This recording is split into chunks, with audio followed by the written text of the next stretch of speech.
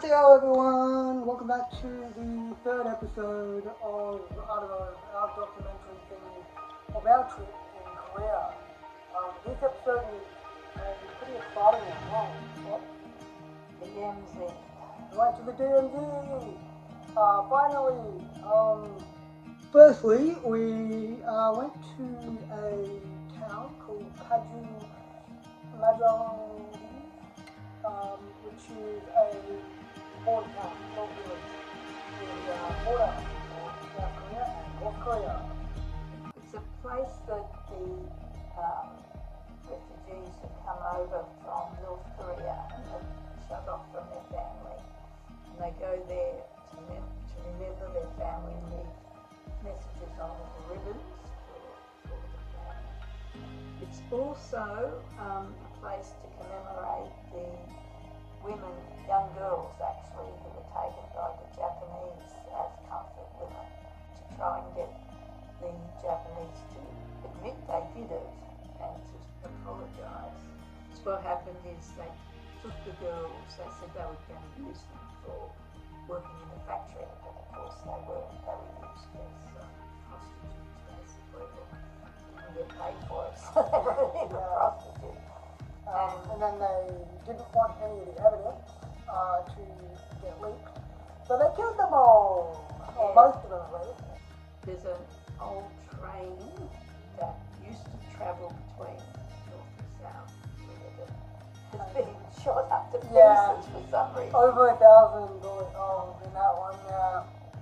They have it there as a memorial to that. And then the bridge that From 2005 to 2016, there was actually travel between the north and the south. the South Korea had set up an industrial site in North Korea. And the workers used to travel across on the train. Then things got blown up. Relationships soured again. So that's the end of that. Then we went to the third tunnel, which was really interesting. But a little backstory behind it is that North Korea tried to tunnel into South Korea, right? And South didn't know about it.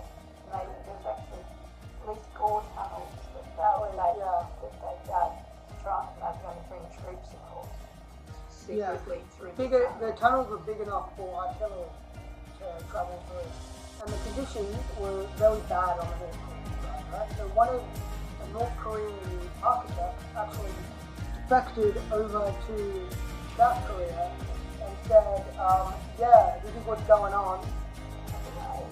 They're about to invade you. Yeah. They have to drill test holes down to try and locate where the actual tunnels were. And they found Bork. This is the third one that we went into, which they dug a interception tunnel down to the North Korean tunnel level, which I got to walk down, which was very interesting, I will say. It was really, really tight, which I don't have a problem with claustrophobia or anything, so it was quite easy for me to go down. But even at my short height of 5'2", I kept hitting my head on the roof. That's how short it was.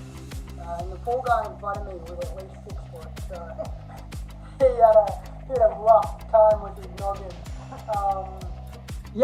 But the actual interception tunnel is really, really steep, and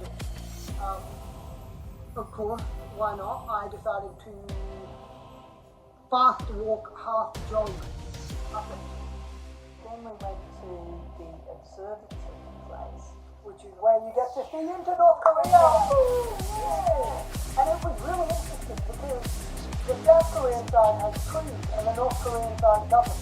So there's like a clean cut of where the actual border is, because one side has trees and one doesn't.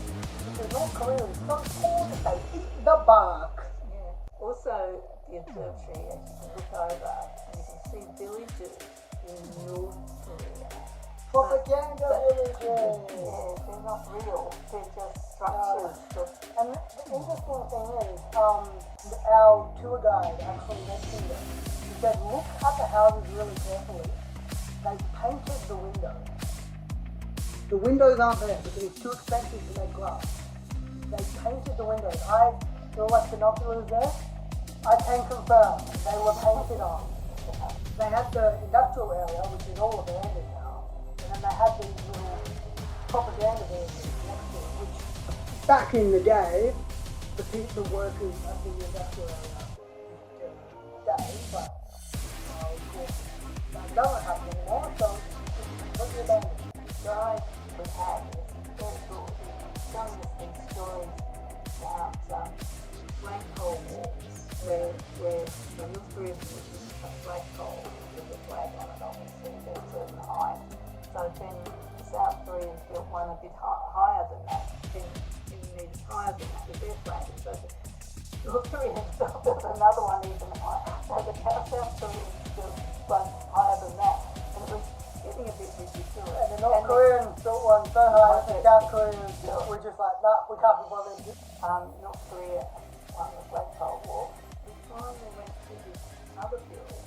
So there was a JSA museum, which, because Americans and other tourists keep trying to cross the border, because they think it's fun, that's been shut down. So they built a mock-up of the actual JSA, with like similar style buildings next to it, and then also the actual border, which is like a slab of concrete, right? And you can take photos of like shaking hands over it, Like Trump and the Kim Jong-un. And they had other things there. They had little videos of Historical events. that had occurred, which was quite interesting. They had telephones, we'd pick them up and speeches and things that had happened in the past on both sides. Yeah. The interesting thing for me, being a BTS fan, right, was hearing a North Korean version of Aria. That's about our day at the DMZ. Yeah, if you want to see more, subscribe, like, and again, I'll exploit my grandmother for more views. So thank you.